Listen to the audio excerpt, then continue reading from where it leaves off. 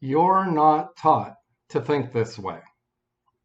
For example, what do you call the person that graduates at the top of the class of doctor school? You call them doctor. So what do you call the person that graduates at the bottom of the class? Well, you also call them doctor. But which one would you prefer to have working on you? The same is true in the world of finance. Is your financial advisor at the top or at the bottom of his class? Sadly, it doesn't matter that much, because even the most knowledgeable advisor could be more interested in their own commission than in your personal account growth. Please take note. A change in the way you think is required. When it comes to finances, you've been taught to think along a certain path. It's the path that most people take because it's a path they've been taught to take. But there are other paths. To the people in finance and real estate businesses, this content will probably offend you professionally. Please don't take this personally. Try to look at things from your customer's point of view. To everyone, you've been taught to trust the advice of people who make money when you do business with them. In a lot of cases, it can be a conflict of interest for them to fully help you. If they fully help you, then they may earn a smaller commission. For them to get the largest possible commission, it may be in their interest to convince you to push your finances to the very edge of disaster.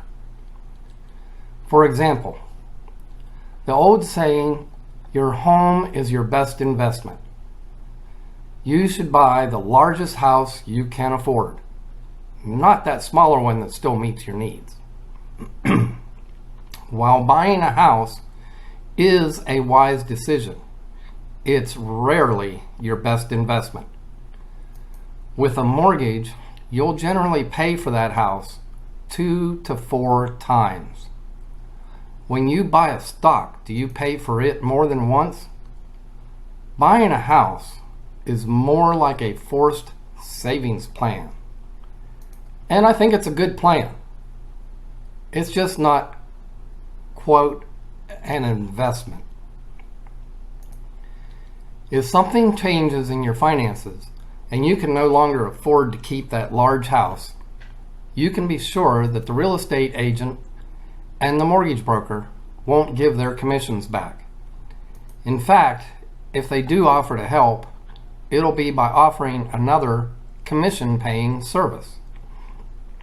A service like helping you to sell that large house for the possible second commission, and then helping you to find a smaller, more affordable house for possible third commission. When I was buying a house, my agent said that since I didn't have a car payment, I could afford a larger home. My car was already 6 years old.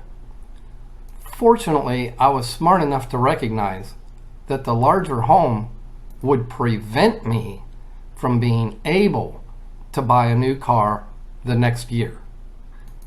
I had to force the issue to look at smaller homes. That agent was looking out for their commission, not my finances.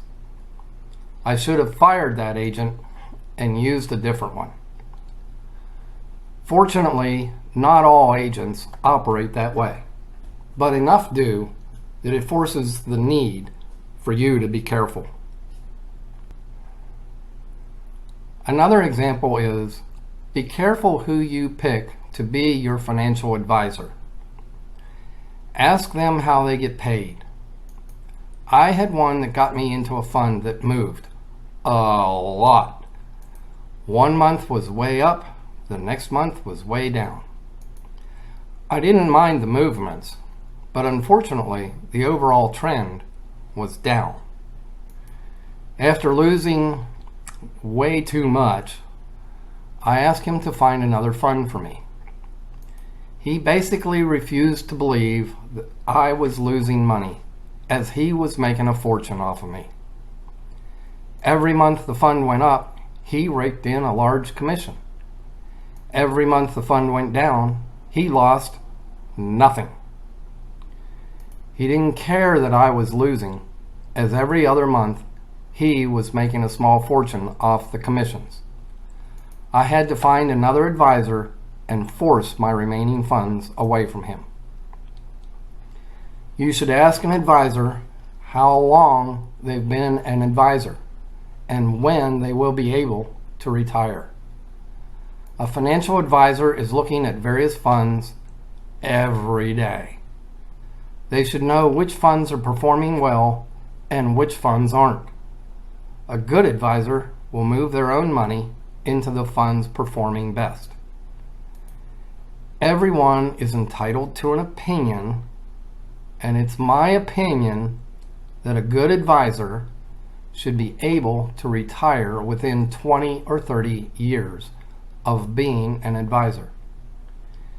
If they can retire but choose to work so they have something to do, or they like helping people, then that's okay. But if they can't retire after 30 years, then it's my opinion that they should be able to explain what tragedy is preventing their retirement. A conflict of interest can also play into how an advisor answers your questions. An advisor usually gets their commission from Company X when customers put their money in Company X. If you ask where the best place is for your money to grow, the advisor may not be able to legally answer you. That's because the best place is with Company Y, not Company X. To answer truthfully about Company Y may be a violation of their contract with Company X.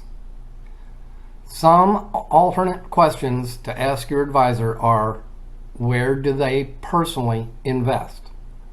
Do they personally have any investments outside Company X?